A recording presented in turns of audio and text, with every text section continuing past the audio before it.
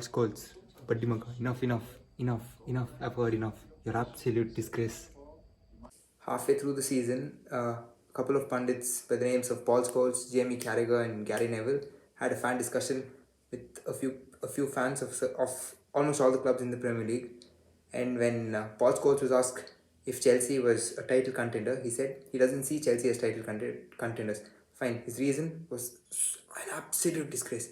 If he talks about Chelsea being less clinical in terms of finishing, in terms of scoring goals, fine. That's acceptable. Even though we signed the likes of Lukaku's been injured, of course. But if he says that, fine, we can accept it. But he said Chelsea's defense isn't good. Although we won the Champions League, although we're champions of Europe, although we have the likes of Thiago Silva, Tony Rudiger, Christensen, literally all of them in form, and he says that defense is worse than Man United. The same Man United who conceded more than 24 goals this Premier League season, and we Chelsea have conceded just 5. It was 4 before, and today we conceded 1, and that's 5. And then Paul Scholes goes on and on and on about, oh, Man United this, all of that, all of this. Paul Scholes, you're a great player, you're an absolute legend, magical in terms of midfield when you were a player, but as a pundit, you're an absolute disgrace. Mr. Pratik, I think that's enough about Paul Scholes. Huh? Let's get back talking about the game. Yeah. Alright, go on then. Yeah. Sorry about that. Yeah. The game was an absolute miss for Chelsea. There's a saying, I mean, whenever a shark smells blood, it chases the target and eats the prey and then eats the flipping fish. But here, Chelsea, we sensed blood before the game. Man United, they injured without a proper manager. Of course, they have an interim manager with the likes of Michael Carrick. But, in terms of gameplay and stuff like that, they're still not organized. They don't have a proper structure. We should have done that. Callum Hudson-Odoi had a chance in the 3rd minute. He scuffed it. He missed it. David De Gea. Good save. But then we were wasteful, really, really wasteful. And then the sloppy goal which we conceded. Jorginho should have just headed the ball.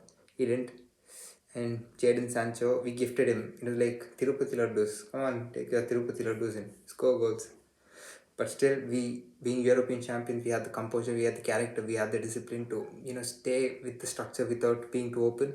And we got that penalty, a proper penalty, and we scored that goal. Jorginho, of course, being the villain, now became a hero. But that's just an even, because Jorginho, of course, he's a top player with a top mentality and character. So in terms of coming back from a setback, Jorginho is one who you can always rely on. It was a really, really good chance to, get the 3-point lead over Man City. Now, this title this season is really, really super hard. Liverpool are winning games. Man City are winning literally all the games. Even Chelsea, of course, we should have won this game, but we drew this game. It's going to be a really tough season. It's good for us fans because we'll be really happy. There'll be excitement to watch the story and all that. But as being selfish, I would have wanted Chelsea to, get 9-point, 10-point lead and then stay comfortable. But that's not how football works. That's why we love the sport. But anyway, sorry for the Paul Scholes rant.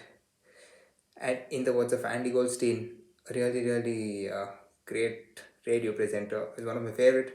Be safe, everyone. Be safe. If you're a Man United fan, you would have felt like punching me. But that's my opinion. I totally respect yours. And if you have different opinion, please share them in the comments below. Please like, share and subscribe this video. Ciao.